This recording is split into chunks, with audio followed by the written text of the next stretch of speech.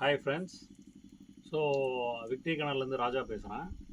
So இன்றைக்கி பார்த்தீங்கன்னா ரீசெண்டாக ஒரு வீடியோ பார்த்தேன். அதில் வந்து வீட்டில் ஒரு நாய் வந்து ரொம்ப உடம்பு முடியாமல் இறக்குற மாதிரி.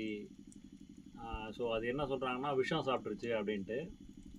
ஸோ அதுக்கு எதுவுமே ட்ரீட்மெண்ட் பண்ணாமல் தண்ணி கொடுக்குறாங்க குடிக்கிறதுக்கு, இந்த மாதிரி பண்ணுறாங்க. ஸோ அந்த மாதிரி இருந்துச்சுன்னா தயவுசெய்து பக்கத்தில் இருக்க கவர்மெண்ட் வெட்டினரி ஆஸ்பத்திரியோ இல்லைனா ப்ரைவேட்டில் ஆஸ்பத்திரியோ கூப்பிட்டு போங்க. அந்த விஷ முறிவுக்காக போடுற ஊசி பார்த்தீங்கன்னா ஒரு ரூ. 10 ரூ. 20 கூட வராது. ரொம்ப கம்மியான ரேட்டு இருக்கிற ஊசி தான்.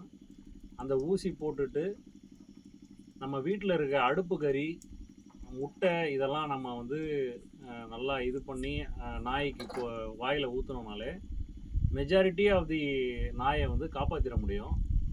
நிறைய பேர் ஆசையாக வளர்க்குறவங்க பார்க்குறேன், நாய் இந்த மாதிரி துடிக்குது உடம்பு முடியாமல், அவங்க தண்ணி குடி இது பண்ணு அப்படின்னு அதை அப்படியே நீங்கள் விட்டுடுறீங்க. கொஞ்சம் ஆஸ்பத்திரி கூப்பிட்டு போய் அது ட்ரீட்மெண்ட் பார்த்தா காப்பாற்றிட முடியும் ஈஸியாக.